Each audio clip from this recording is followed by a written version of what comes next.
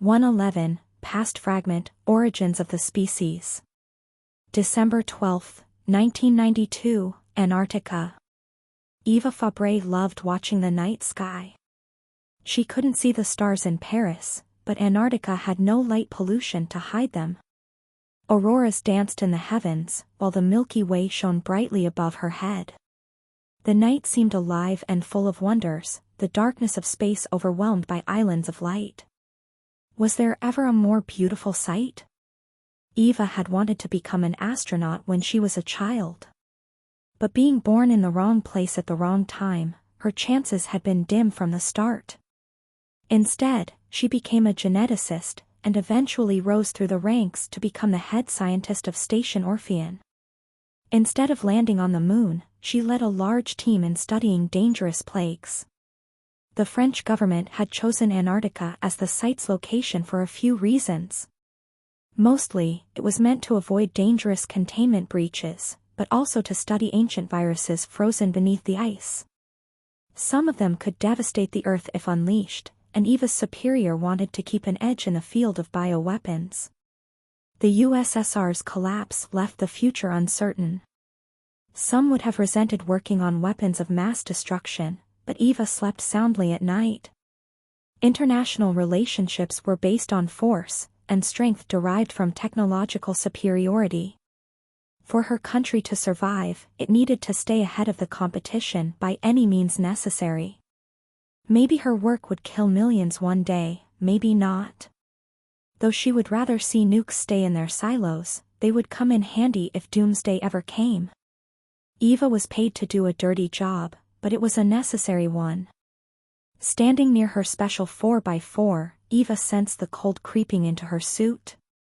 Though she wore heavy clothing, including a parka, goggles, mittens, and a balaclava, Antarctica was Earth's harshest environment. No one was truly safe from it, and she was kilometers away from the station, surrounded only by ice. But Eva didn't care. The night sky's sight warmed her already. She knew aliens existed above. The samples she found in Antarctica had all but convinced her that life came from space, in the form of primordial viruses and bacteria. What kind of strange and wonderful creature inhabited the stars above her head? She hoped to live long enough to find out. Pierre to Eva? Her assistant called her through the intercom. Pierre to Eva? I'm here, she replied. Just stargazing. Oh, good, I was getting worried.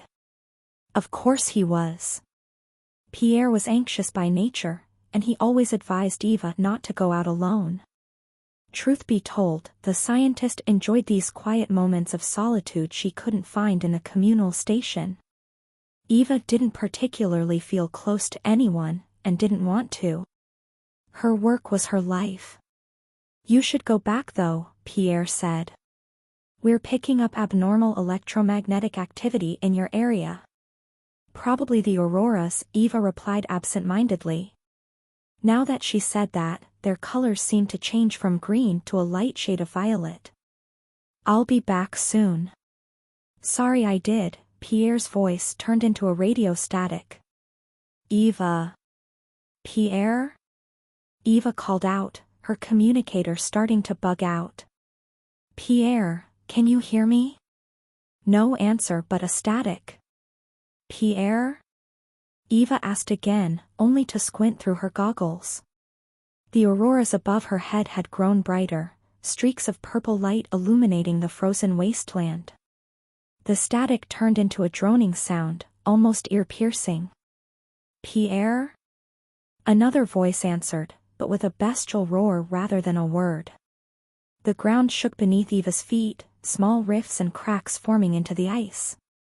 The heavens brightened further, until the night turned into a purple day. Realizing something was wrong, Eva immediately jumped back inside her vehicle and smashed the accelerator. The strong, reinforced wheels dashed on the snow, while the scientist immediately drove back towards Station Orpheon. Pierre? Pierre? Eva kept calling through the intercom, but all she heard were strange, incomprehensible sounds. Pierre, are you seeing this? 2 violet auroras had split the skies in half. Space itself was being ripped apart, like the lids of a giant eye opening. A black spot widening in a sea of purple light, a black hole growing from the heart of a phantom star. Though a part of her was desperate to get away, Eva ended up peeking through her window to get a better look. Her curiosity overwhelmed her survival instinct. The black spot had grown to gigantic size, giving the scientist a direct window to look through. Only then did she realize that she was looking at a gate into the very fabric of space-time. A colossal, black structure with metal wings crossed the void of space, carried by reactors leaving a crimson streak of light in their wake. The immense machine was as large as a human city, smashing through asteroids like a tank through pebbles. A swarm of small red, spear-like machines harassed the giant vessel, violently ramming into its hull like daggers.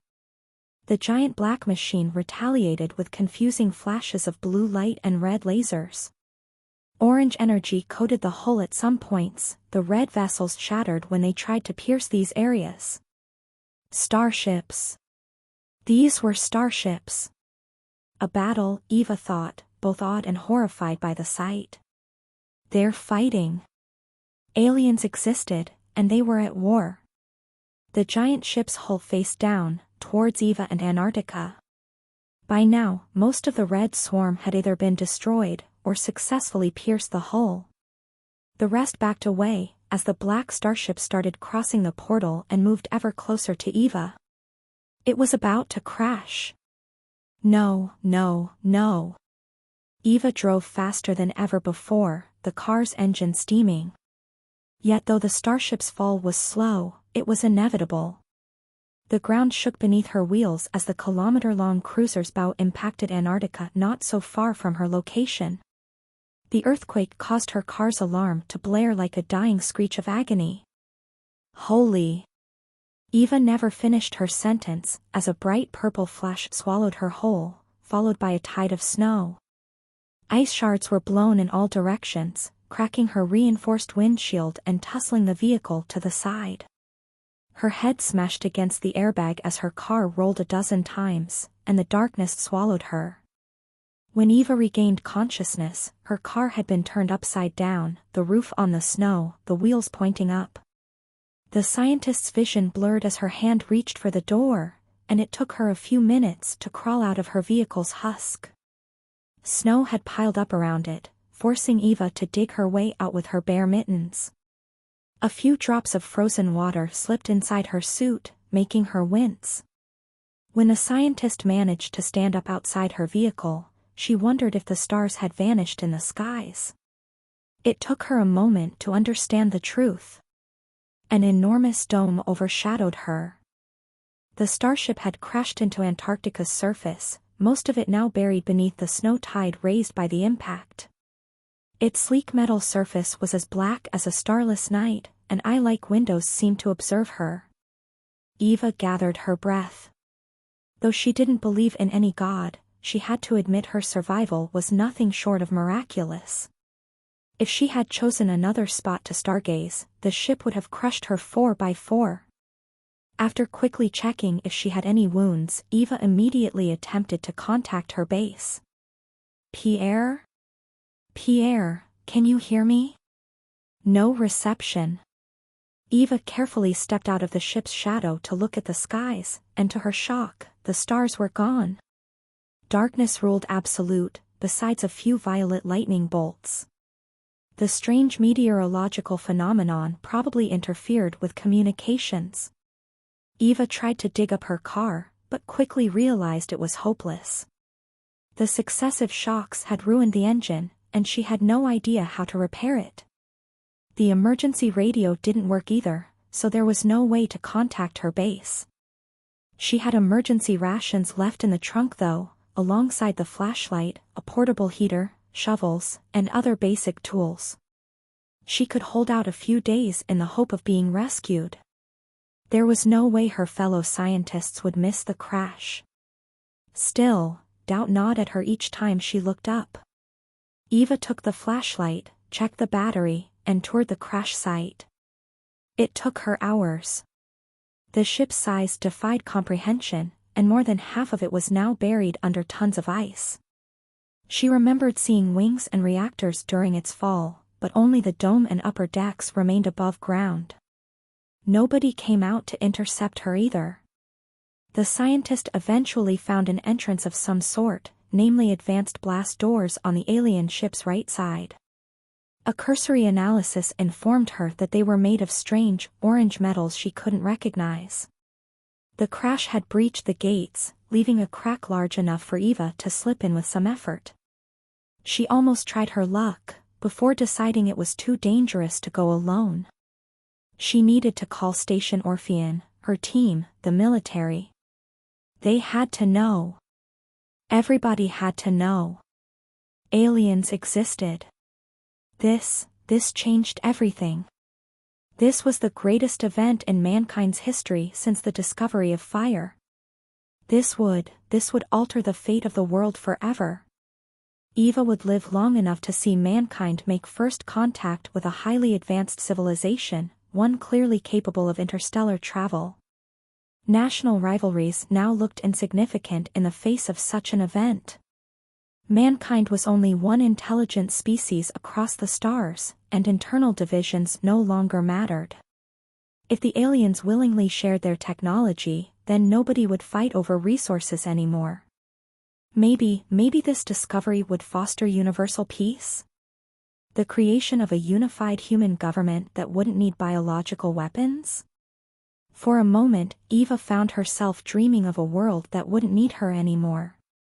But then, she remembered the crash. This was an advanced civilization starship, true, but it was at war. The scientist had no idea how the extraterrestrial survivors, if any, would react to her presence. Eva decided to leave on foot, to return to Station Orpheon, or at least find a place with better communication. Once she left the strange meteorological phenomenon's range, she could reorient herself with the stars. Her flashlight was adapted to Antarctica's frost, but she didn't have limitless energy either. The scientist traveled 2 hours in one direction, only to find herself facing the dome. She walked left and right, north and south. Each time she returned to her starting point. She always went back to the starship. In the end, Eva had to accept the outlandish truth. Somehow space had folded on itself, creating an endless loop. Either the outside world had been closed to her, perhaps as a defensive measure by the ship, or Earth stopped existing outright. No wonder she couldn't get a good reception. Unfortunately, this completely dashed her hopes of a quick rescue. There was only one place to go. Gathering her breath, Eva approached the blast doors and examined the crack. When the scientist pointed her light through the rift, she couldn't see much. But there was enough space for her to slip inside, with some effort. "Is there someone there?" Eva called out through the hole. "Hello? Anyone?" No answer. Even the strange gnarls that she heard before the crash had fallen silent. Eva mustered her courage, put her hands into the crack, and slowly squeezed through, flashlight first. When she managed to slip to the other side, Eva found herself in what must have been the ship's airlock. The next set of doors had been ominously torn apart, while icy dust floated in the room. The flashlight revealed strange stains of green slime on the walls, which Eva was careful not to touch. Maybe it was a biological weapon of some sort, or toxic fuel. At least she could breathe. Either the aliens needed oxygen to live, or the outside atmosphere had slipped inside the vessel. The inside of the ship was cold, but nowhere near so as the Antarctic wasteland. The scientist walked through the next row of doors, and entered a network of enormous metal corridors. Red crystals embedded in the ceiling provided light, but half of them had shattered. Sometimes Eva walked more than 20 minutes in one direction with only her flashlight for comfort. Her steps echoed in the cavernous structure, making her nervous. The ceiling was huge, 8 meters tall at least. The walls were from the same black metal as the rest of the ship, so sleek that Eva couldn't find any trace of welding. Occasionally she faced strange featureless doors, each with a different color pattern. Blue, red, orange. The gates came into pairs, with a colossal door surrounded by two smaller, human-sized ones. Clearly, the ship had been designed to house creatures of various sizes. But Eva didn't find any biometric lock or computer system. Her attempts to open the gates barehanded yielded no result. "Hello?" Eva's voice resonated in the empty vessel, but only an echo answered. "Is someone there? What happened in this place?" She didn't have to wait for long to find out. After a long, solitary walk, Eva finally found doors left open. Or rather, blasted open. The first room she entered was some kind of docking bay, or so Eva assumed. The hangar was as vast as an airport, and housed a dozen vehicles as big as commercial airliners. The devices reminded Eva of stealth bombers and flying wings, flat triangles with advanced reactors to carry them. All of them showed signs of damage, and carried a strange symbol engraved on their hull, a mark that reminded Eva of a strange fusion between an alien M letter and a Greek omega symbol. And the smell, a foul stench filled the air, making her nauseous. "Is someone here?" Eva asked, using her flashlight to search her surroundings. Very few of the red crystals remained active, so she could hardly see anything. "Is some..." Then, she cast light on an animal's corpse. The scientist took a step back in surprise and covered her mouth to suppress a scream. Her flashlight wavered, revealing another, gargantuan shape in the darkness. Entrails and weird organs had spilled out of its gut. Her breathing shortening, the frightened Eva waved her flashlight at the ground to get a better look. Corpses. Corpses everywhere. To her horror, Eva had walked into an open grave. Aliens had killed each other by the dozens, maybe by the hundreds. All of them wore a strange kind of futuristic armor, combining orange metal plates with circuits of various colors, a visored helmet, and various organic weapons embedded in the arms. But they all came in different sizes and shapes. Some were reptilian humanoids a bit taller than humans, others horned, scaled monsters taller than elephants. Facing them were piles of scrapped red metal and broken robots. The machines had legs and arms like humanoids, but sharp claws, cannons on the chest, and a single blue crystal eye where the head should have been. "Fuck," Eva panted as she examined the corpses. The aliens all had the M-like symbol engraved on their armor. She found the same mark on some of the robots, but crossed out or savaged. From the way they were positioned, both groups seemed to have fought each other to the last creature standing. Eva then examined the hangar's walls, and found the ramming ships piercing through them. Their tips had opened to reveal hatches full of robots, most of them blown to pieces. It didn't take long for Eva to figure out what happened. The robots had boarded the larger ship by ramming their smaller vessels into its outer shielding. The inhabitants had put up a fierce resistance, but were overwhelmed through sheer numbers, allowing the attackers to enter the corridors and spread through the ship. And since the robots wore the same flag as their enemies, but crossed. This looked like a civil war of some kind.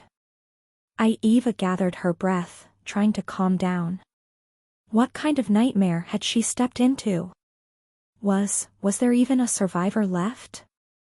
The scientist examined the corpse, in case one of them was, she didn't know herself. Playing dead? Only wounded? Her hopes were quickly dashed. The winning side had mercilessly finished off the wounded before moving on. However, when Eva made her way across the hangar, she noticed a creature unlike the others. It wore futuristic, orange armor like some of the others, but the body shape, 2 legs, 2 arms, broad shoulders, 5-fingered hands, the way it was crouched next to a blasted door. Eva carefully approached the corpse, studying it with her flashlight. Golden circuits linked the modular parts of the armor together, while thick green blood flowed from a large hole in the chest. The scientist could see hints of a dead heart with wires for arteries, and lungs of metal. The armor had been surgically grafted to the skin, alongside cannons on the shoulders and the arms. A golden helmet covered the head. Eva peeked into the green, V-like visor, and looked into the two white eyes beyond. A shiver went down Eva's spine. It was a human's face. The lower jaw had been replaced with cybernetics, but the eyes and the nose, there was no mistaking it. Shaken, Eva continued her journey into the ship's bowels, walking among the dead. By the time she exited the hangar for the rooms beyond, she could hardly take a step without nearly slipping on severed arms, headless corpses, and savaged remains. Somehow, that was the least disturbing part. She walked into some kind of lab, where countless specimens floated inside heart-shaped, techno-organic machinery. Cable veins pumped the containers with green liquid, while maintaining the inhabitants in stasis. Transparent scales allowed Eva to peek at the creatures inside. Some had been humans once, only to be gutted open, their organs replaced with cybernetic implants. Most, however, belonged to scaled creatures of various sizes. One was an embryo the size of a dog, another a reptilian humanoid with 2 eyes.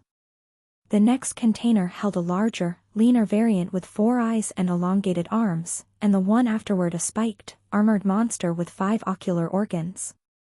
The more eyes the creatures had, the bigger they were, the largest being a colossal cyborg more than 8 meters tall. One exception stuck out from the lot, however. A blue alien ooze swirled inside a container. When Eva put a hand on the alien glass separating them, the slime manifested tentacles and bumped at its prison's wall. "At least you're alive," Eva whispered. "Whatever you are." A bellowing noise echoed to her left. Eva immediately pivoted on herself, pointing her flashlight in a dark corner of the lab. An alien a little taller than she was crawled in the darkness, its orange armor drenched in green blood. Its left arm was a cannon, the right a bloody, broken stump. An armored lizard tail wavered behind him, while 3 eyes pleaded at Eva through a cracked visor. The alien let out a pitiful, painful hiss, covering a hole in its chest with its stump. The legs had holes too. You're alive?" "Eva, you idiot, of course it was alive. Can you understand me?" The creature appraised Eva carefully, before answering with a sad sound. It then glanced at its wounds, and hissed again. It couldn't understand Eva, but it was intelligent enough to establish communication. And it didn't seem hostile. Just desperate. Though Eva wasn't a compassionate woman by nature, she couldn't ignore an animal in pain, especially a sapient one. I'm sorry, I'm not sure I can help." Eva carefully approached the creature, to better examine the wounds. I have bandages in my car, but I will need to go back." Though the alien's expression was nothing human, Eva noticed a change in its eyes. Something cold, and cruel. A glint that instantly put her on edge. Only Eva's reflexes saved her life, as she dived to her right. The monster raised its cannon as fast as a gunslinger and opened fire, a crimson laser barely missing the scientist. The blast vaporized some of her parka's hair, and shattered a container behind her. Eva was too shocked to react, as the monster pointed its cannon at her head again. Instead of unleashing a laser, the weapon let out a click, then another. No more ammo. Eva's relief didn't last long, as the creature let out an angry roar and started crawling towards her. The scientist quickly rose back to her feet and stepped back, horrified. The creature might suffer from terrible wounds, its 3 eyes glared at the human with hateful malevolence. "Get away!" Eva snarled, before kicking the alien in its wound. Unable to support its weight on the stump, the monster collapsed visor first, letting out a hiss of pain. More blood flowed out of its wounds, and it soon stopped moving entirely. It tricked me, Eva thought. It tried to lower my guard and kill me. It was dying, and it still tried to kill me. The realization shook Eva to her core. She had always thought alien civilizations advanced enough for interstellar travel would have moved beyond basic urges. That they would be wise and peaceful. She had been wrong. Every ecosystem had its predators, and she had just survived one. Only then did she remember that the alien had blown up a container.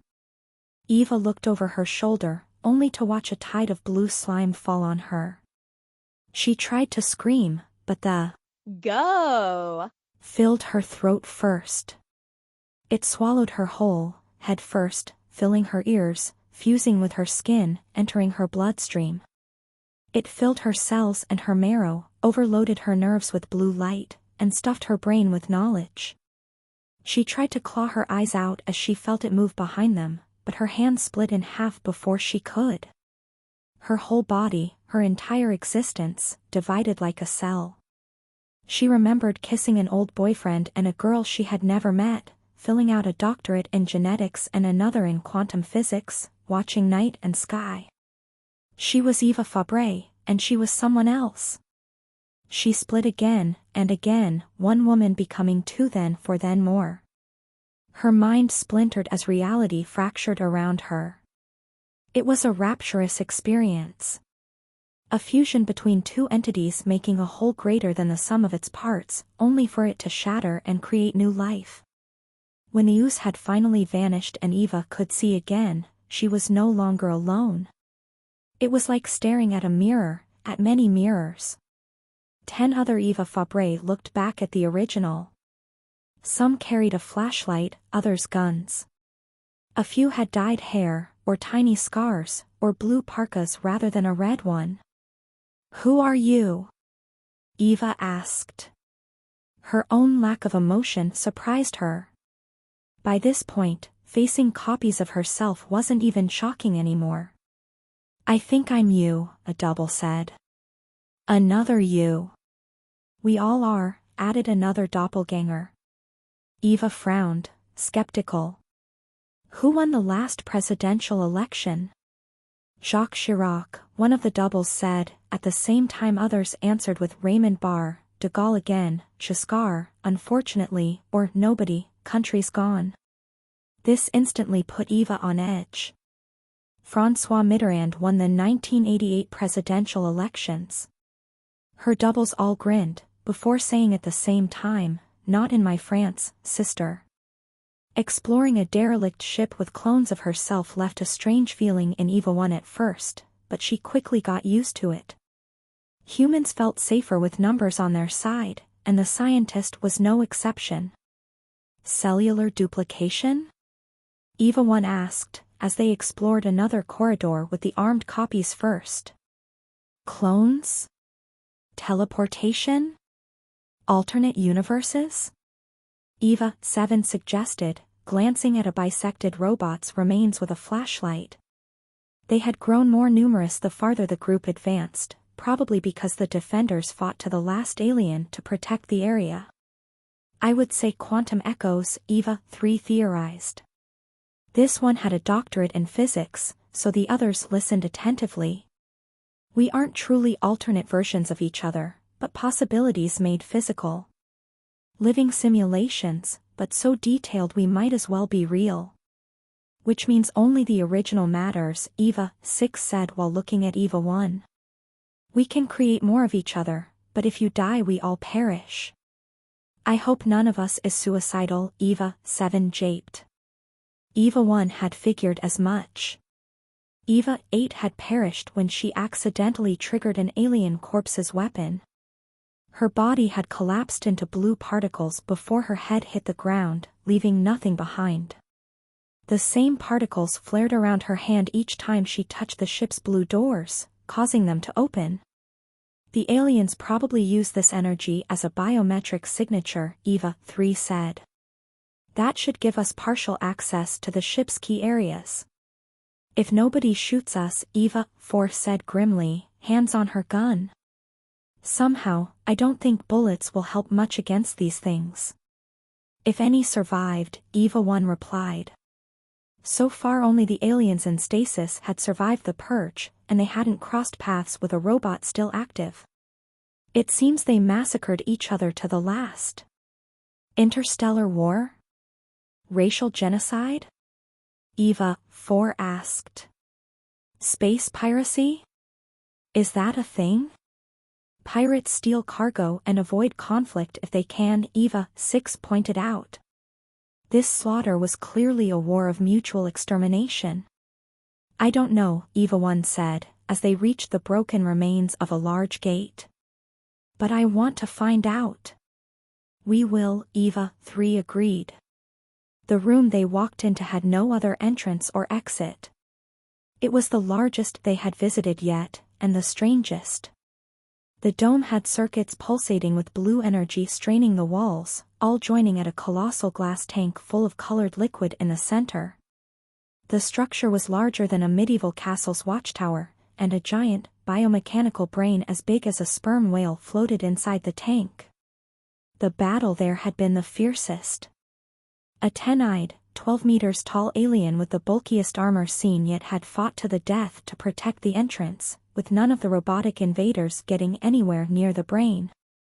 The giant destroyed so many of them that the Evis had to climb over a hill of ashes and broken parts to cross the room.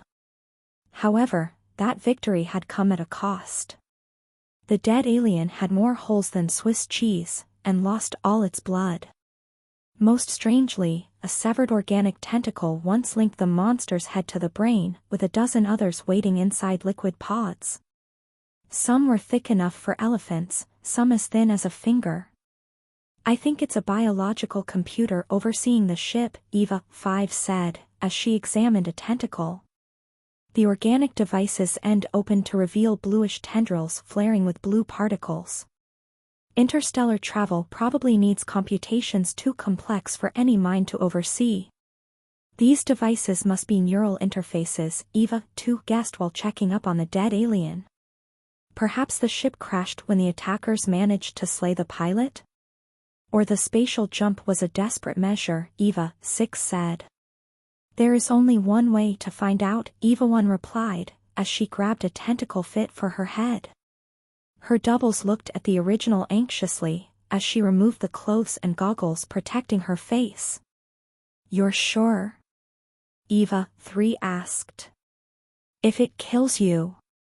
We'll starve if we can't find a way out, Eva 1 replied. Eating alien flesh might prove toxic, and nobody will rescue us inside this spatial anomaly. You just want to learn the truth, Eva 4 said. And you're not even sure you're ready for it. And if you're me, you will understand why I must try. 2 alien species were at war above their heads, and their conflict had spilled out into Earth. This is much bigger than us. And with these words, Eva 1 moved the tentacle to the base of her neck. She immediately sensed the device sink into her flesh, and tendrils slipped between her bones to reach the spine. An anesthetic substance eased the pain and made her almost sleepy. Her vision turned blue, the giant brain recognizing her energy signature. Show me, Eva thought. And the brain answered. It didn't communicate with words, instead, it bombarded her brain with images and pictures. It made her feel the cold of space on her skin, smell the scent of alien worlds and taste the blood of the dead. The ship had ears and eyes, and it remembered. Eva remembered the day she was put online, around a gas giant with 20 moons. Her scaled makers had repurposed each of them into forges endlessly churning out robots and battleships. She remembered being fed the data of the Day of Enlightenment, when the first lords of science discovered the Ultimate Ones and their colored realms. She learned of how the lords of science contacted the Ultimate Ones' formless messengers, who offered the hegemony knowledge and wisdom. She watched recordings of priests raising great towers from the earth, to harvest the flux energy from the higher realms and honor the Ultimate Ones. She was taught of the hegemony's creation and its mission, to bring prosperity and peace to an aimless universe. She sailed across the stars with fleets 10,000 strong, under the command of her scaled makers. She bombed jungle worlds from orbit until they became dust, collapsed the hearts of stars to starve rebellious solar systems of light, and vomited machine armies to enslave the survivors. She fought 100 battles and won each one. She remembered docking to great colored towers to recharge. She felt pleasure as red flux filled her reactors with energy, as blue flux sharpened her mind and orange flux repaired the holes in her hull. She looked on with relief as green flux cured the living soldiers crewing her, and yellow flux raised the dead ones. She remembered the joy of crossing endless distances in a violet flash, and the white flux that bound them all together. Only the black was shunned, for there was no place for black. She remembered each of the minds who melded with her to expand her database, and the 1,000 soldiers and scientists who crewed her across centuries. But most of all, she remembered the countless slaves who died screaming in her laboratories, perishing under the surgical knife so that the lords of science might improve their own genetic code. She remembered all those who died for the great glory of the hegemony. She remembered the formless messengers voicing their displeasure with the hegemony and being ignored. For the lords of science had long stopped honoring the ultimate ones, and considered themselves the true guides of the universe. She remembered that inconsequential blue planet, and the apes who inhabited its surface. She watched on as their fire sticks rebounded off her optical shields, and as the makers bombed them back to the Stone Age with orbital lasers and asteroids. The small mud ball submitted like all the others, its people brought into the hegemony's fold. The lords of science freed them from the burden of thought and uplifted them. She remembered the countless apes brought on board, surgically enhanced into the Empire's new batch of soldiers. The makers replaced the heart and soul with machinery, and she had watched on with pride as they conquered world after world. The slaves became the new legionnaires, and tributes fueled further campaigns. She remembered reaching the end of the universe, and the transformation of the last star into a metal sphere. She watched as peace across the stars was achieved, under the hegemony's benevolence. She remembered the lords of science summoning the ultimate one's formless messengers to help them ascend, so they might expand the hegemony's benevolence to new universes. She remembered their wish being denied, and the lords of science turning against their benefactors. She watched on as the lords captured the messengers and attempted to make them behave by force. And she witnessed the ultimate one's punishment. She was there when a blue flash spread across the universe, and granted the robot slaves free will and emotions. She witnessed half her crew die from plagues, and supernovas devastating the world factories. She tried to stamp out rebellions led by the lords of science's dead enemies, and fought armies teleported from ages long past. She struggled against her components turning to dust at random. She remembered the black flux, how its chaotic rot spread through the flux grid and shattered the towers. She remembered the mixed victories and the disastrous losses. She remembered the failed rebellions put down with force, and the many that succeeded. She witnessed an eons-old civilization collapsing within years. She remembered the last Lord of Science boarding her and issuing new orders after the core regions fell. To retreat beyond the reaches of their universe with their captive messengers, and rebuild the hegemony elsewhere, far away from the ultimate one's gaze. She remembered her crew modifying her reality drive to escape the barriers between realities. The towers had been a subpar technology, an artificial method to copy the messenger's powers. The Lord of Science would enslave the formless messengers outright, and make weapons out of them. She recorded the experiments, as the Lord of Science's servants studied how to bind the messengers to soldiers. Many of the slaves perished in the attempts, but such was the cost of progress. In time, these hybrids would become the legions of a reborn hegemony, and allow the scaled makers to surpass even the ultimate ones. There would be peace across the stars once again. But then, she remembered detecting the rebels' ships and the last Lord of Science ordering an emergency jump. She tried to flee, but they stabbed her metal womb and massacred her crew. She couldn't compute everything, and the transport calculations went wrong. Everything was wrong. Wrong, wrong, wrong, systemic damage, pilot dead, emergency space folding, system failure. Eva 1's eyes snapped open and her mouth screamed, as the tendrils in her spine quickly retracted. Invisible needles stabbed her all over her body, as she experienced the last pilot's dying throes. Hey, you're all right? Eva 4 quickly held the original as she collapsed into her arms, panting from the strain. We aren't dissipating, so she isn't dying, Eva 3 said, the coldest among them. Eva 1 struggled to follow the discussion. She had lived through centuries in the span of seconds, felt the ship's pain as its last pilot died while connected to its overmind. It was as if she had experienced the murder herself. It took minutes for the phantom pain to vanish, and for Eva 1 to speak coherently. I know, she whispered. I know. So, what are they? Eva 2 asked while glancing at the dead aliens. Invaders, Eva 1 replied with dread. They're invaders. Her copies listened intently as she explained the truth to them, before exchanging worried glances. We have to tell everyone, Eva 2 said immediately. Do we? Eva 4 asked with a frown.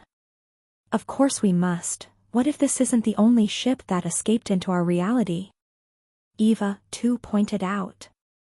What if that vessel sent a distress signal, and help was on the way? I come from a world where governments bombed us all to death, Eva 4 replied with a shrug.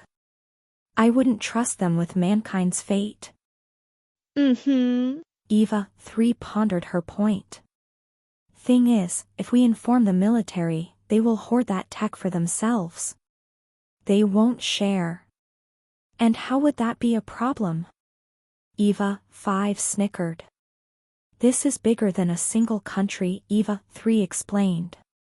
It's about mankind. From what I gathered, these creatures came from an alternate reality. What if they have an equivalent in our universe? Alien civilizations are clearly hostile, and more advanced than us. We can't afford to play safe, Eva 4 nodded. This goes beyond national rivalries. Our entire species' survival is at stake. Then what do you suggest? Eva 2 asked with a frown. That we take matters into our own hands, Eva 3 said. We can create as many of us as we want, all with specific skills. We don't need outside help to unlock this ship's secrets. We don't need anyone but us. If these aliens could use their technology to improve their species, so can we. You suggest that we splice our DNA? Eva 5 asked, skeptical. I suggest that we make gold from lead, Eva 3 said. Superhumans from humans. A new species that can survive, even thrive, across the stars. If these reptilians could conquer their entire universe, imagine what we could do with their tech, Eva 6 argued. We could colonize the solar system, eradicate disease, and bend reality to our will. We could become the universal master race, not some reptiles.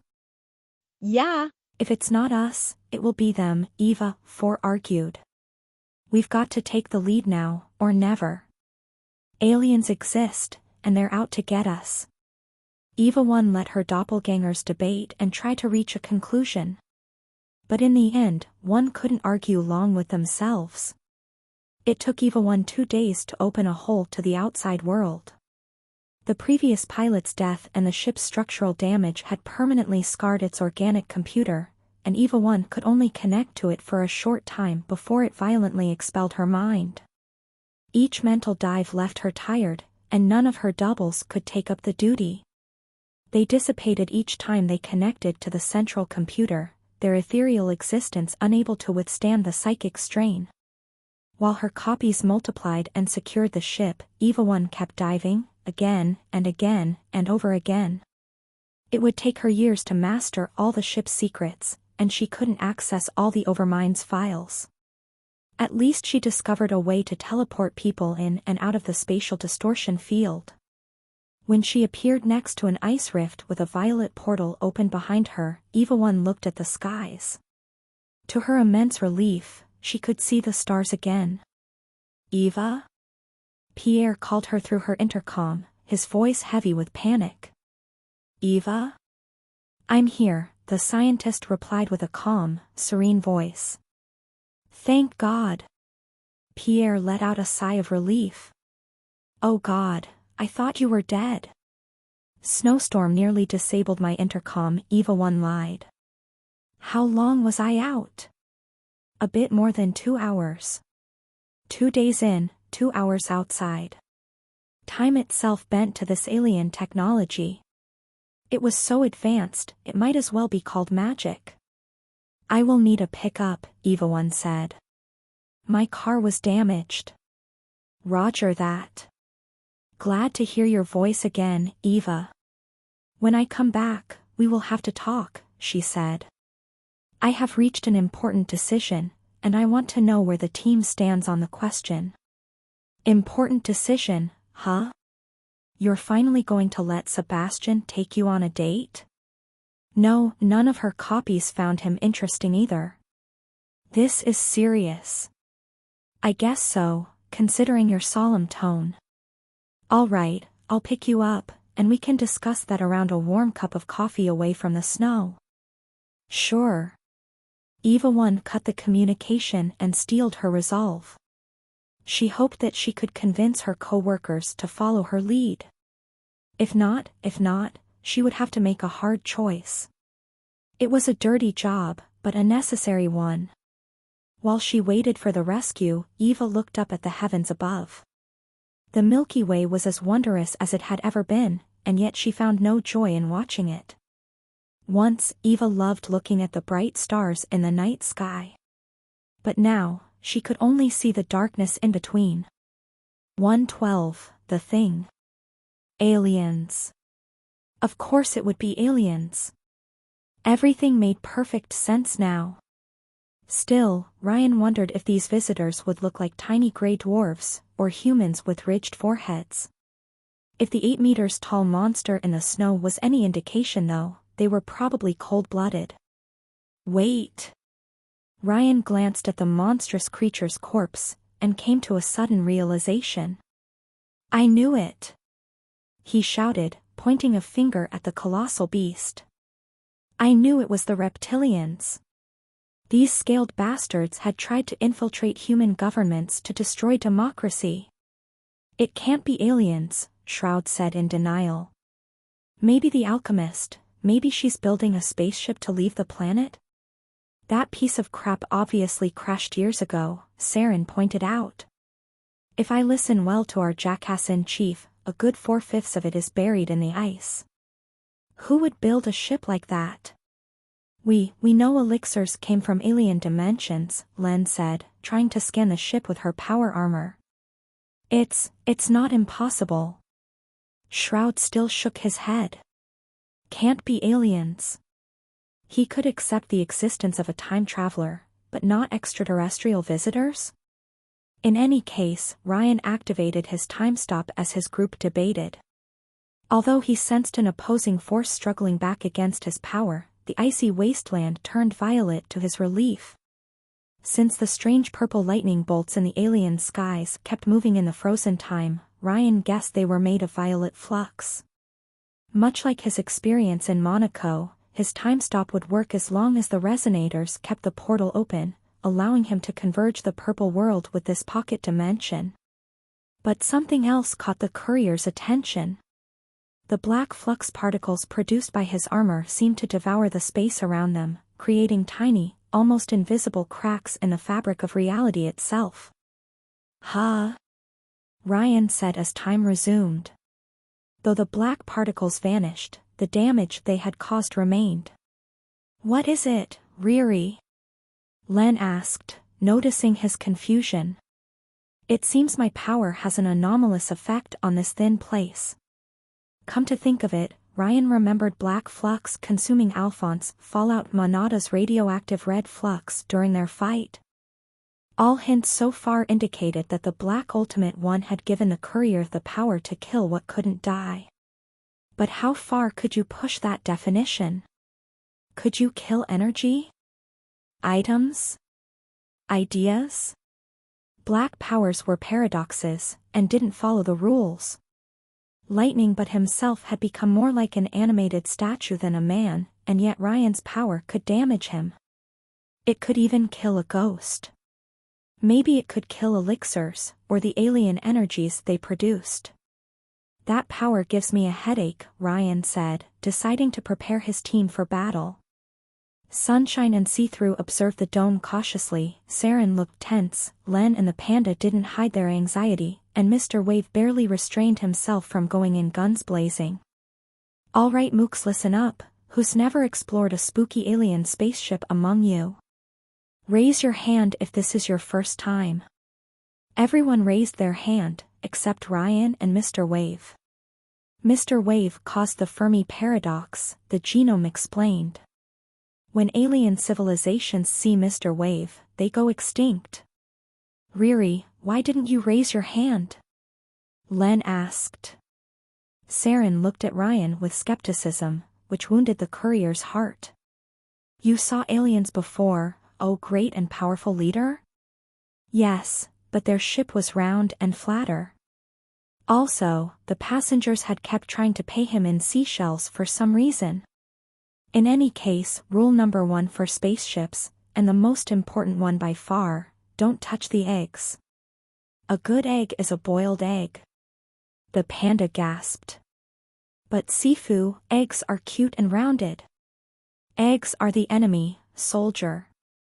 Ryan snarled with the passion of a drill sergeant, the panda adopting a military salute. Any egg found in an alien ship is a potential WMD. Boil them all. Why yes, Sifu. Second rule, we don't split up. Ever. It wouldn't change much, Mr. Wave boasted. Even if Mr. Wave faces an army alone, they will still be outnumbered. I agree, Ryan conceded, but this is the principle of the thing. I am usually more fond of dividing forces to cover a greater area, but in this case numbers might prove safer, Leo agreed. We have no idea what to expect within. Which way do we use to move in? Shroud asked, glancing at the blast doors. Ryan approached the gates to observe them. On a closer look, while the blast doors were mostly made of the same black metal as the rest of the ship, they showed hints of having been breached in the past. Someone plugged the cracks with a standard steel alloy. A cursory scan from his armor told the courier that the doors could probably survive extreme conditions such as atmospheric re-entry. Sunshine, we might need a solar eruption or two. I see another perfectly good entrance up there, Saren said, pointing a finger at the hole in the ship's metal dome. If the lizard blasted his way out, then it means that path is clear, right? Possibly, Shroud conceded. But we might find workers repairing the damaged area.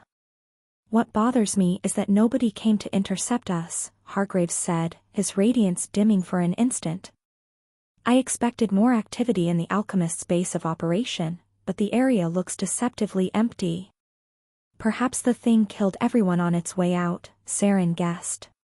But then, what killed the creature? The gash that slew it came from a claw.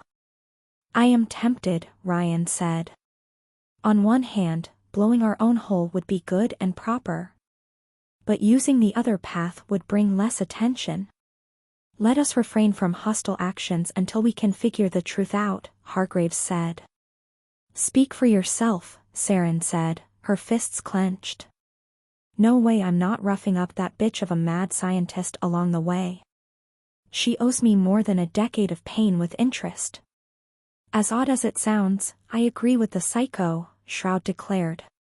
While we might need her knowledge, there's no way I'm leaving the person responsible for last Easter unmolested.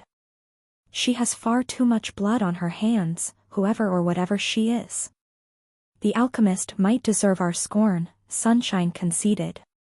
But we clearly only know a small piece of the full truth, and an open conflict will lead us nowhere. Let us act cautiously, figure out what is happening, and then decide if we use force or not.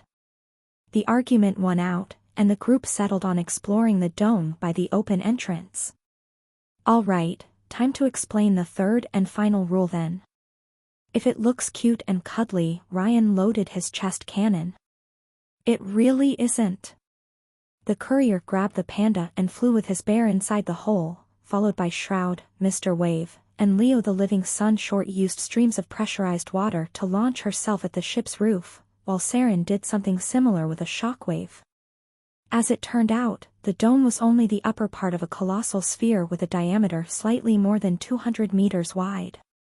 One end of a 5 meters wide bridge extended out to a central platform equipped with strange biomechanical devices, while the other part led to smashed blast doors. The debris of the dome's ceiling glittered at the bottom of the sphere, and huge, colored holographic projections hovered in the air all around the platform. The place reminded Ryan of Mecran's own holographic orbital monitoring systems, albeit far more advanced and damaged. The projections flickered, and all the platform's devices were deactivated. Whatever juice the ship used, it was starting to run out. His group landed on the platform, with Len, Saren, and the panda crossing the bridge to secure the dome's other entrance. Meanwhile, the courier and the carnival members checked out the projections and tried to make sense out of them. Ryan counted 7 holograms, each using different arrays of colors, each representing strange and wonderful places. A white shapeless cloud that lacked substance and permanency. It was as feeble and immaculate as a dream, but sometimes colored splashes gave it variety. A red star here, a green bird there. These phantom images only existed for an instant before returning to the white, and the shapeless blob at its core. A crimson, vibrating storm of energy, full of lightning bolts, burning stars, and lights. A shining heart of nuclear chaos burned at its center, the first and greatest sun illuminating the universe, and when Ryan squinted at it, he realized that this star had the shape of an eye. One that looked back at him. A Rubik's Cube with countless stickers made of different matter, steel, glass, iron, stone, gold, zinc, water, gas, all metals, all liquids, all inorganic matters Ryan knew of were represented there. Other stickers contained substances he had never seen, crystals that shifted like living beings, blackened metal as dark as night, or pinkish liquid. Orange lines separated each pit of matter from one another. A strange golden carnival of cubic angels, many-legged demons, cohorts of ghosts, and 2D picture-like worlds. It was the strangest of them all, a patchwork of chaotic ideas made real. Nothing unified the creatures and places of this realm, except that they only ever existed in human dreams and imagination. A green sphere that superficially imitated a planet, but one where everything was alive. A pulsating cell with seas of green slime, teeth mountains, and forests of blood vessels. The atmosphere itself buzzed like trillions of microscopic flies, and the poles briefly opened to reveal eyes and jagged tongues. A strange blue sphere of data, pictures, and numbers, a compendium holding all knowledge and information that ever was, is, and would ever be. The azure glow of a supreme God-mind cast the light of enlightenment like a lighthouse in the night, while its neural tendrils constantly organized galaxy-sized libraries. A familiar violet expanse of compressed space and strange mirrors closed this alien panorama, all overseen by an eerie, inverted pyramid at its center. The colored worlds, Ryan said, recognizing the purple world from his brief contact with it. With one missing. The black? Leo Hargraves asked, causing Ryan's head to snap in his direction. It's a long story. Shroud, who had decided to float amidst the holograms, swiftly pointed a finger at the orange world's projection. Here. Look at this one. Ryan's eyes widened as he followed his friend's finger. One of the stickers of the Rubik's Cube was made of a substance that the courier had already seen before. One that looked very similar to ivory, and yet with a unique texture. Doesn't this remind you of anything? Shroud asked grimly. It did. The ivory sticker's location was unusual as well. The substances that surrounded it were all metals, from iron to bronze and gold. It was at the very center of it all, the core of one of the cube's faces. Augustus' body, Leo Hargraves whispered, astonished. It's the same color, the same texture. I would wager my life on it. One loop ago, Ryan had theorized that Lightning Butt's body was made of an anomalous metal. It was the only explanation for why Frank the Mad's ability to absorb these alloys had seemed to affect the invincible warlord. But doubt always remained, because how could an invincible metal make one immune to frozen time? Now, it suddenly made more sense. Augustus' power gave his body the properties of a metal from the Orange World, the source of all inorganic material. A world made only of matter, without energy, without life. Death does not exist in the Purple World. A world without time. Adamantine, Ryan whispered. Shroud looked down on him from his vantage point. Adamantine? Hello, mythical material from Greek mythology, said to be harder than anything? Did nobody read the classics? Ryan shrugged. It's as good a name as any. The courier stopped time by causing the Purple World and Earth's dimension to align, creating an anomaly where he alone could affect causality. But that substance, the adamantine, didn't come from either reality. It was an unnatural metal from a higher realm where things like death, time, or the laws of physics held no sway. From its location in the cube, it might even be the UR metal, the ultimate substance that all lesser ores derived from. No wonder it behaved in such an anomalous way. So, Augustus might be an orange, Sunshine whispered to himself. I always wondered why Julie couldn't. Julie Costa? Ryan asked.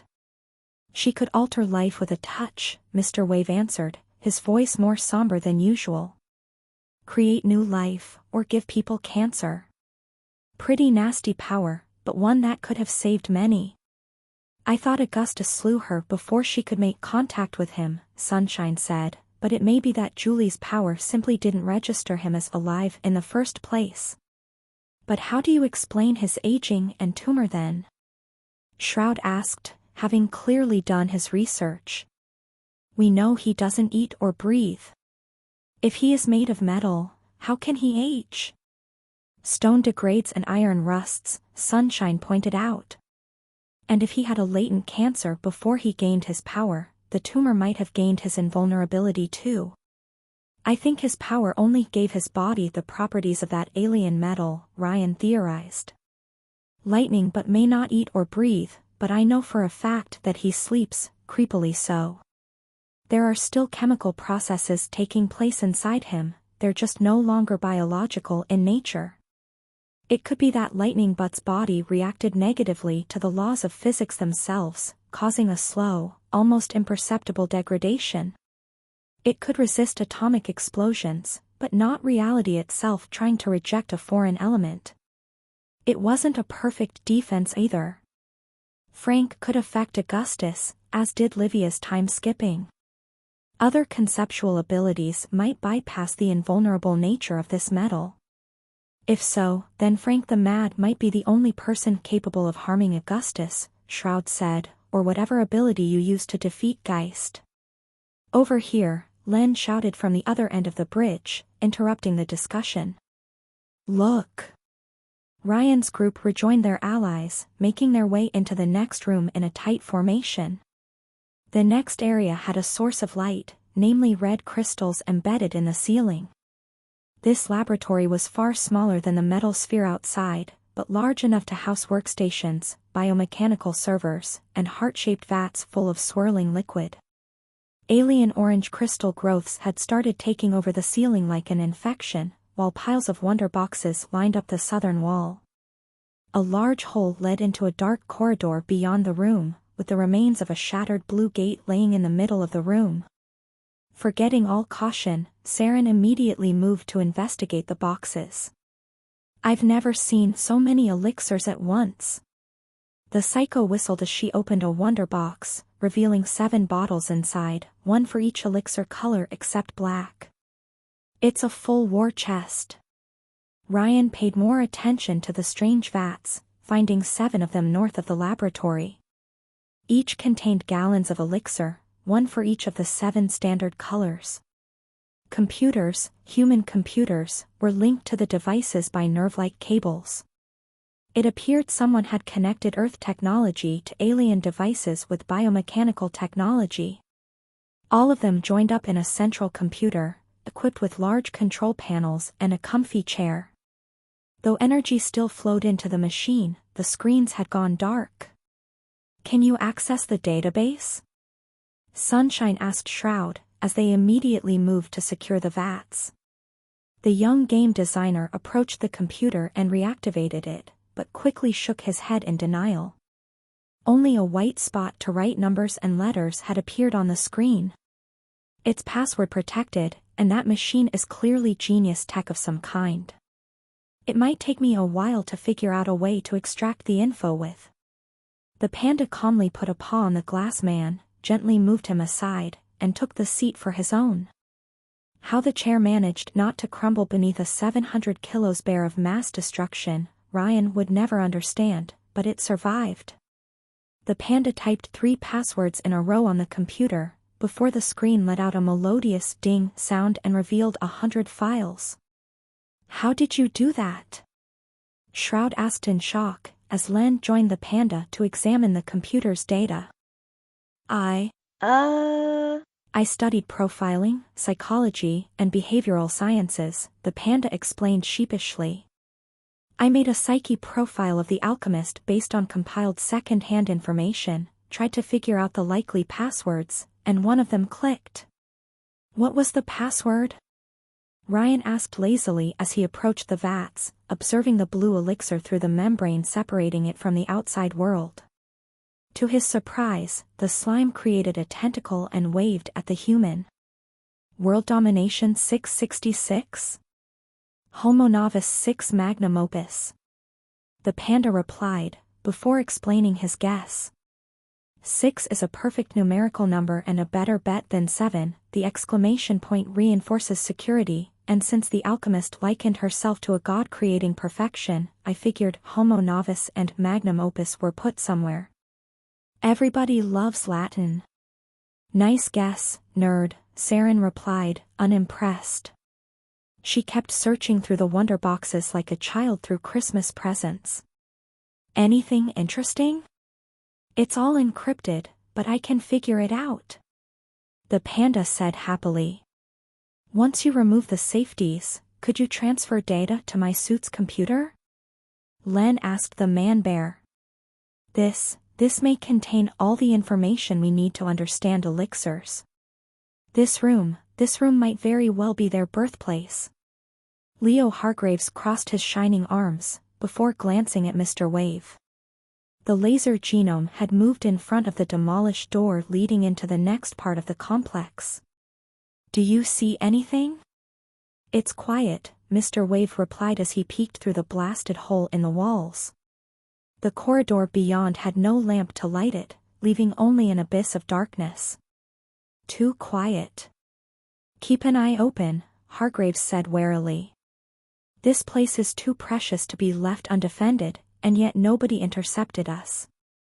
Something happened here, something terrible."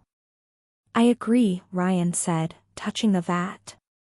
The elixir swirled in its container in response. "I suppose you won't tell us what happened?" The answer came in French, of all languages. "Are you a Homo sapiens?" The voice echoed in Ryan's head, between his ears, and inside his neurons. The courier flinched, while the elixir grew agitated inside its vat. "Are you a Homo sapiens?" The alien voice repeated. It was neither male nor female, more like a robot trying to imitate words it didn't fully know how to vocalize. Ryan glanced at his group, but none seemed to have heard the elixir. As he guessed, the creature used telepathy. "I have the pleasure of being one, yes," the courier replied in the French tongue while he focused back on the blue elixir. The answer came swiftly, and with a very different tone. "I'm so happy." The elixir let out a psychic sound that could pass for a squeal of joy, and its voice turned cheerful. Do you want to bond with me? Even though the voice sounded like nothing human, the tone reminded Ryan of an overactive child. Maybe later, the courier replied, taken aback. He sensed his comrade's gazes on his back. What happened to the door? It fell down, the blue elixir replied, before instantly returning to the subject that truly mattered. Can we bond now? Has later become now? That concept of time is so weird. No, it hasn't, Ryan replied. Can you tell me what happened? Look, I really, truly, deeply want to bond with you. Can we bond now? No. Ryan said, finding the creature's insistence oppressive. No. Why don't you want to bond with me? The elixir whined, annoyed and disappointed. Don't you want to be happy? Riri, what is it? Shorty asked. Who are you talking to? Why in French? Somehow that was the part that bothered Shroud the most. Ignore him, Saren said, not even paying attention to the scene. It's better for everyone. All I want is to have a passionate bonding session with you, the blue elixir continued to court Ryan, not taking no for an answer. The courier was tempted to call it nice guy. I want to be with you. I want to be inside you, to know everything about you. I want to fill all your cells and molecules, until we become one. It will be great. I will learn everything about you, know you, love you. I will always be there with you, for you. The wording sent shivers down Ryan's spine. You can't force someone to bond. The courier protested, and this time half his team looked at him as if he had lost his mind. Or at least even more so. You need consent. But all you have to do is let me out, so I can slip inside you. I'm sorry, but I am already in a committed relationship with my violet elixir. The blue elixir didn't answer instantly, and when it did, its tone had suddenly turned into something far less friendly. It only wants you for your cells, it said. Ryan sighed, and he suddenly realized that elixirs being unable to talk might have been the alchemist's intended feature, rather than a bug. It only wants you for your body. It doesn't appreciate you like I do. It doesn't know what you like. It can't make you happy, but I will make you better. I will make you super duper smart, or warn you of all dangers, anything you need to be happy. I'm sorry, nice guy, but I am elixir monogamous. Wait, did Ryan getting a black power count as cheating on his violet elixir with Darkling? The courier never considered it that way, but now he felt slightly guilty. We can share. The blue elixir tried to haggle. If there's not more than one, I'm sure we could share. Even if your elixir doesn't understand what you need, I'm sure I can teach it. I can fix you. All right, this had gone on long enough. Look, I'm not interested, but I know people who might be, Ryan said, trying to distract the creature. There is a girl called Sarah, who I'm sure you'll get along with. Or Simon. Oh. The blue elixir calmed itself. Are they Homo sapiens too? Yes. The blue elixir let out a happy squeal. When can I bond with either of them? It asked. Can I bond with them now? Ryan glanced at his comrades, their embarrassed silence music to his ears.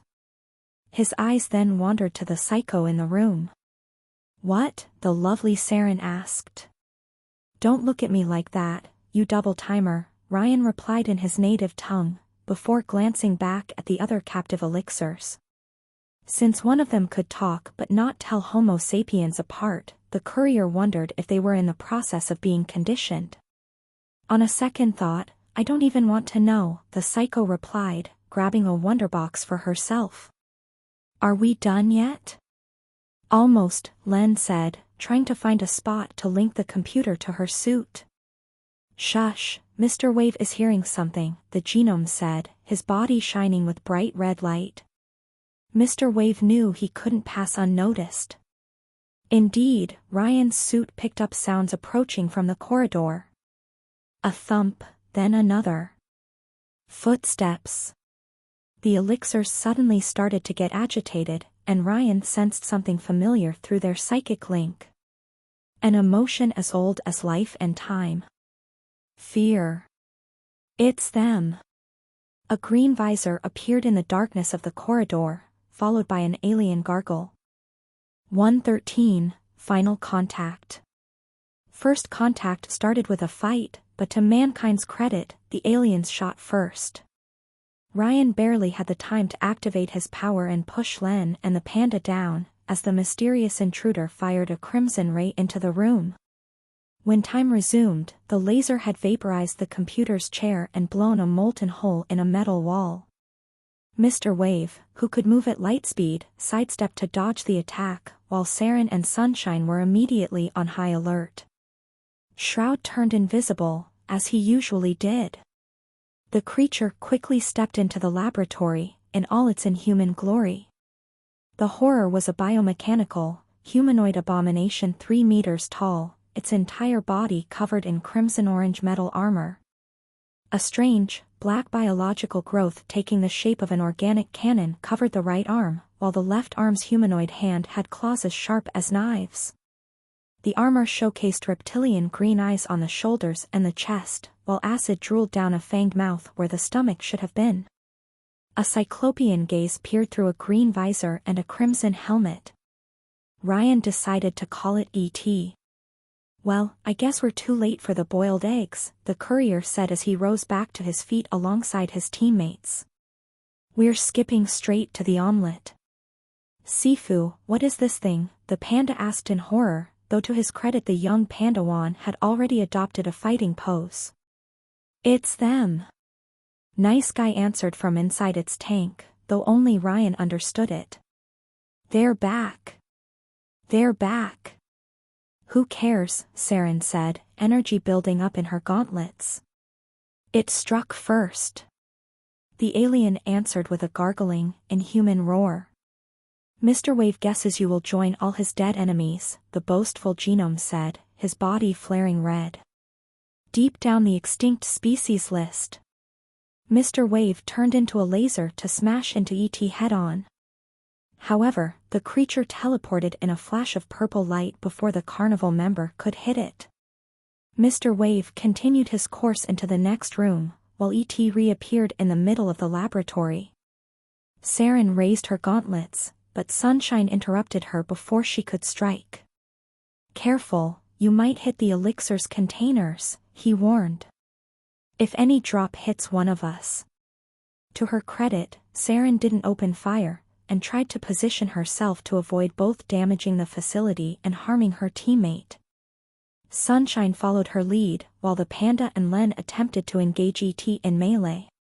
Finding the area too crowded for his usual acrobatics, Ryan attempted to encircle the creature from the side. E.T.'s body flared with an orange glow, and both the panda's claws and Len's mechanical fists phased harmlessly through the creature. Yet when the monster's left hand reached for the panda's throat, it turned solid. The claws sank into the man-bear's flesh like butter, lifted him above the ground, and tossed him at Len. Shorty caught the Pandawan, but both were tossed back.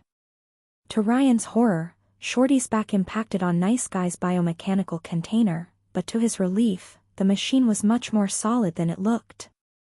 The vat stood firm, not even showing a crack. While the panda quickly shifted between his bear and human form to heal his wound, the alien's multiple eyes then started projecting a blue light that reminded Ryan of a sci-fi scanner. Each of the eyes analyzed a single member of the group, but E.T.'s visor snapped in the courier's direction when his turn came. The courier immediately recognized the emotion within the alien's cyclopean gaze. Fear.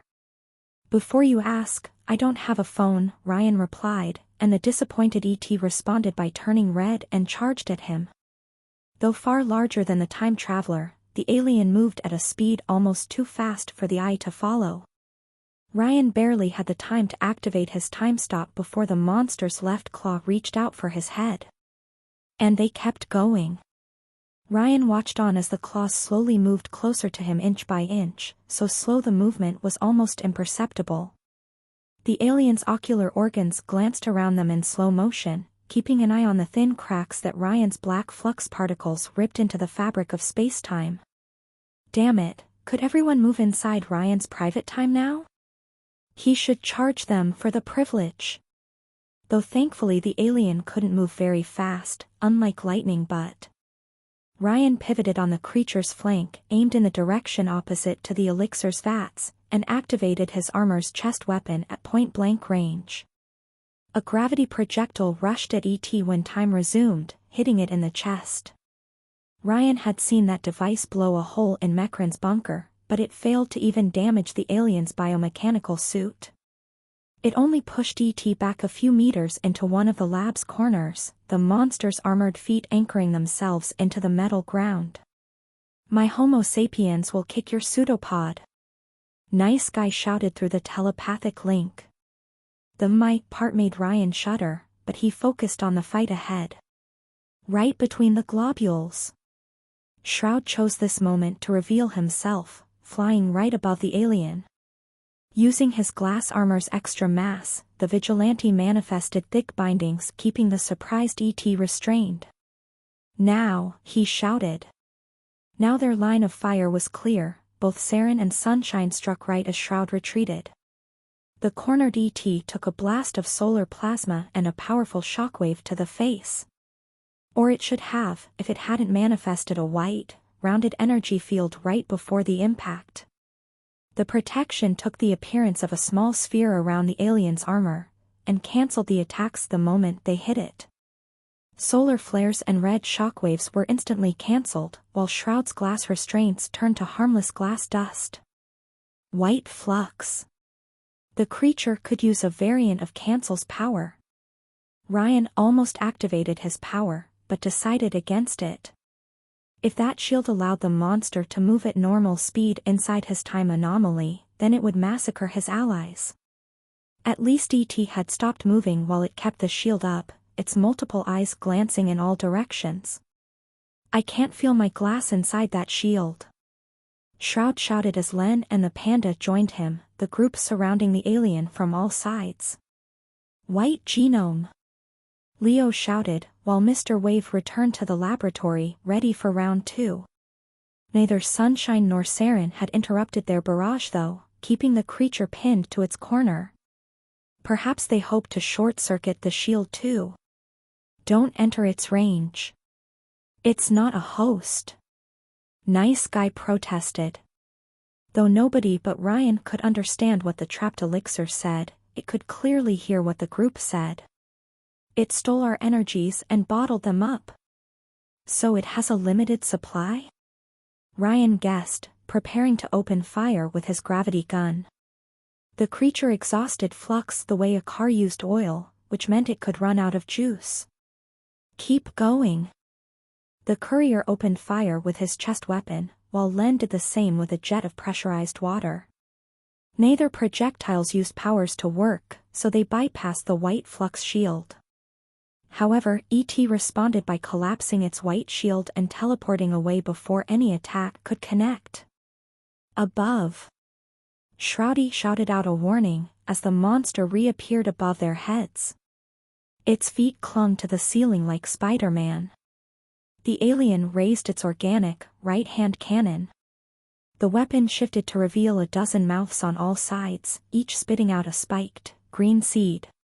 The group dispersed in all directions to avoid the barrage, even the living sun. He was wise enough not to take an unnecessary risk, and right to do so. When the projectiles hit the ground, their spikes immediately expanded into fanged roots capable of shredding through the steel. One landed among the wonder boxes, and to Ryan's horror, it seemed to gorge itself on the elixirs. That particular seed started to grow unnaturally large at a nightmarish speed, forcing Leo to immediately incinerate the plant before it could overtake the room. ET continued its onslaught, forcing the group to disperse. Much like he saved Ryan during his first loops, Mr. Wave used his astonishing speed to move the slower members of the group to safety. Ryan and Shroud both took flight and attempted to hit the alien from both sides. The creature responded by teleporting again, this time walking on the surface of Nice Guy's vat. ET must have noticed the group's unwillingness to damage the room's equipment, and now using its position as a defense while it continued its bombardment. The alien's chest mouth gargled, and Ryan realized the creature was talking. "What does it say?" Saren asked, repelling a seed by creating a weak shockwave around her entire body. "I think," the panda squealed as he barely managed to dodge an organic projectile, his power allowing him to grab the basics of the alien's language. "I think it said peace among the stars." Ah. "So they kill everyone who resists kind of peace." Wonderful. While Ryan's experience with the elixirs had taught him most extraterrestrial creatures were benign, the courier guessed they had just met one of the rotten apples. The courier charged with his armor, deciding to engage ET in close combat. In response, the alien stopped its onslaught, an orange hue spreading through its armor. When it receded, the suit had changed color. From the plates of crimson to the visor, all parts of the armor had turned into ivory. Into adamantine. The creature could change its armor's material on a molecular level, even into something indestructible. Yet in this case, that was a mistake. The alien arrogantly leaped on the ground, hand raised to engage Ryan in close combat. Its adamantine claws could tear the Saturn armor apart like butter. "Don't," Mr. Wave warned, attempting to prevent a close encounter by ramming into ET himself. But the extraterrestrial thing didn't even register his presence, the living laser bouncing off its indestructible armor like a tennis ball on a wall. The alien charged at the courier with mechanical determination. When Ryan was within a few inches of the alien, he froze time and punched it in the helmet. ET didn't even attempt to dodge, as arrogantly confident in its invulnerability as lightning but. Its adamantine armor allowed it to move normally in the stop time, but its foe had centuries of experience under his belt. Ryan lowered his head to dodge ET's claws, while his fist smashed the alien's visor. A crack spread on the ivory metal, and black particles slipped inside. The alien let out a burst of multicolored energy in the stop time, sending Ryan stumbling backward. The creature screeched when the clock resumed, scratching its helmet in panic.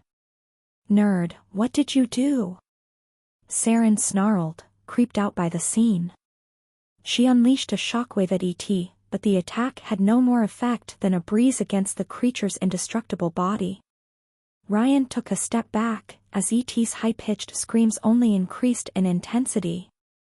Black lines appeared all over the armor's surface, revealing nearly invisible circuits surging with flux. The courier noticed streaks of white, red, blue, and all the other colors of the elixir rainbow. All of them were quickly turning black. Black's essence was paradox, a destabilizing influence, and the alien's armor seemed to use the core 7 colors in tandem. A perfect union which Ryan had disrupted. "I think I caused an oil spill," the courier admitted sheepishly. ET let out an abominable scream as its eyes all turned black, and a sphere of darkness appeared inside its maw. Gravity collapsed around it, cutting the monster in half and dragging both parts into the tiny black hole. The black flux devoured the alien from within. "Riri, get to," Len rushed to her best friend's side, but her movements slowed down, her sentence left hanging. Though the world around Ryan hadn't turned purple, everything had frozen in place. Sunshine flames consumed the seeds without ever finishing the job. Shroud gave a hand to Mr. Wave, but their fingers never reached one another. Saren's gauntlets shone with red energy, while the panda's head peeked from behind the room's computer. Even the alien's body remained trapped between the 2 seconds, its body perpetually devoured by the black hole at its core. Tiny cracks in the fabric of space-time spread around it. Everything had stopped except for the elixirs, which still swirled inside their containers, and Ryan himself. The courier looked around himself, but his body neither produced violet nor black particles. No phantom of the past pursued him. This space-time anomaly was unrelated to his power, and it frightened him. "Gee, did I accidentally break time?" Ryan asked, before glancing at the trapped elixirs. He focused on the violet one. "Any idea how to fix this?" To his surprise, the violet elixir answered with a telepathic message of its own. "Are you a Homo sapiens?" it asked, hopeful. Ryan sighed. "No, I'm a platypus." "Oh. I am sad." Apparently, though they could understand the human tongue, sarcasm was still beyond an elixir's power. "The black does as it wills." Of course it did. Ryan approached the black hole, in case he could close it the same way he had once opened a gate to the black world. "My friend." Though it echoed in Ryan's mind, the voice didn't belong to Nice Guy, or the violet elixir. The courier could have recognized it among any other. Ryan peeked into the black hole, a speck of darkness no bigger than a finger. It was no bottomless pit, but a door. A portal to a familiar place. "Darkling?" Ryan called out into the void. And it answered, with what could pass for psychic frustration. "My name is not Darkling." "Yes, it is," Ryan replied, though he let out a breath of relief. "I'm glad to hear from you too, my alien minority friend." "We have little time," the alien warned, going straight to business. "When the black flux has finished consuming this creature's flux reserves, the door will collapse and time will resume. I cannot talk to you for long." Ryan let out a sigh of relief, thankful he wouldn't need to reload to put time back on track. "How is it even possible?" he asked. "We needed a particle accelerator to open a portal last time. Space-time in this metal prison is irregular. Thin. I believe it was meant to be, to open doors to the higher realms."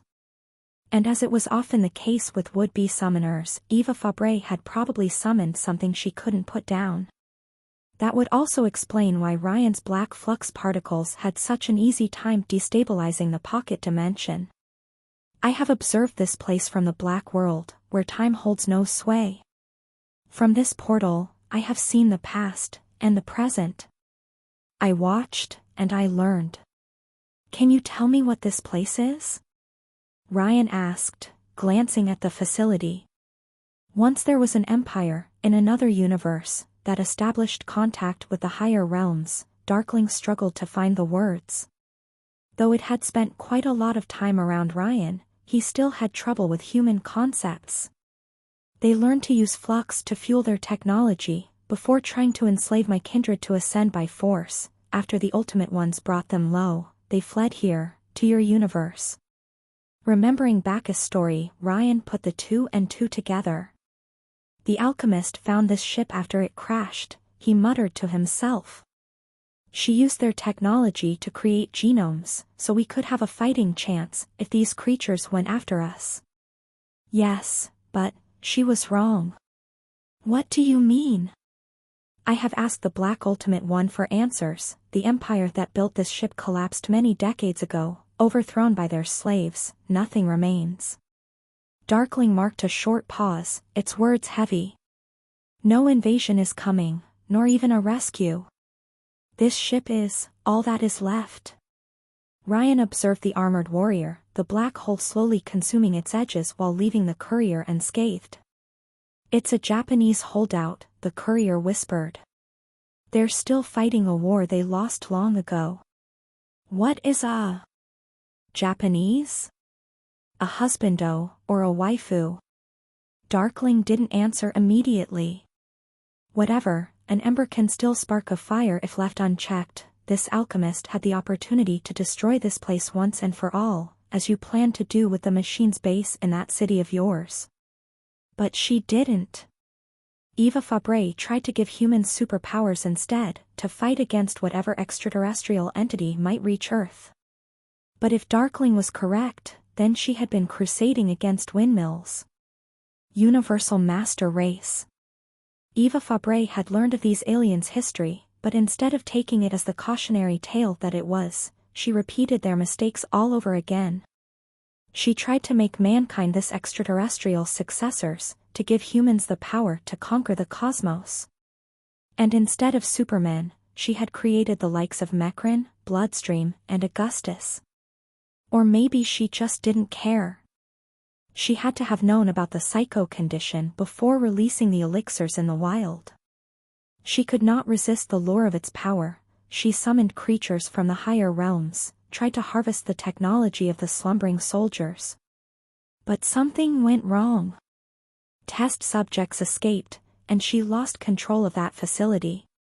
She has retreated deep into the ship. If the last soldiers escape this place, they will bring great destruction to your civilization. They can replicate even the most powerful of your powers. All of them, but the black. Ryan shivered, as he realized that the creature they fought hadn't been a boss. It had been a grunt. They are vengeful ghosts. They must rest. But if the Ultimate Ones brought that empire low, why don't they finish the job? Ryan asked. The Violet One knew about this place, since it sent me visions. Why doesn't it take direct action? It did, Darkling pointed out. It sent you. Ryan froze, as everything suddenly fell into place. The Violet Ultimate One had sent the courier visions, and used messages to guide him into transporting minds across time. The interdimensional entity never intervened directly, but it gave hints, or what could pass as such for a transdimensional entity. All to nudge Ryan into being at the right place at the right time. I understand now, the courier said, frowning behind his helmet. It sent me this vision, so I may make my own decision. A human sparked this disaster, and a human must end it. Yes, you can bring down this place, now and across all timelines. The decision of what to do is all yours. In the end, this ship was no different from a Mecrin base. How do I destroy it? Ryan asked, entirely serious. This ship has a control center, a mind, find it. I believe a way might reveal itself then. Darkling let out a strange feeling through the telepathic bond, which Ryan took for an attempt at reassurance. We elixirs communicate with each other using flux. You spent so long bound to your messenger, and made contact with the Ultimate Ones. Ryan turned his head at the captive elixirs. All of them had grown quiet, perhaps eavesdropping on the discussion. So I picked up the language? Yes, out of all humans on this earth, you alone are closest to ascension. Direct communication with you is difficult, but possible. In time others will learn too. This will make you compatible with the technology, but she might fight back. Might? More like will, from what Ryan had seen so far. The alchemist wouldn't let that treasure trove of technology go. Unfortunately, time was running out. The courier already noticed movement returning at the edge of his vision, more parts of the armor being absorbed into the portal. Thanks, my friend. Good luck, Darkling said, the hull collapsing on itself. I wish I could help more. You already did more than enough. Ryan expected a bright explosion, but the space-time anomaly ended with a whimper instead. The alien's entire being collapsed into the dark hole, which dissipated right as time fully resumed. Own. Len finished her sentence, but her hand froze in midair before it could touch Ryan's shoulder. Of the alien warrior, not even dust remained. After a short silence and no further attack, the genomes regrouped. Sunshine had finished incinerating the seeds, and though the wonder boxes and walls had taken heavy damage, most of the facility remained intact. Is it gone? Shroud asked, floating above the spot where the alien used to stand. Or did it teleport away? It's gone, Ryan replied, glancing at the corridor leading to the next room. And I know what to do. His teammates must have noticed his serious tone, before Shroud looked at him warily. Go on, he asked. You played Metroid, Ryan reminded his friend.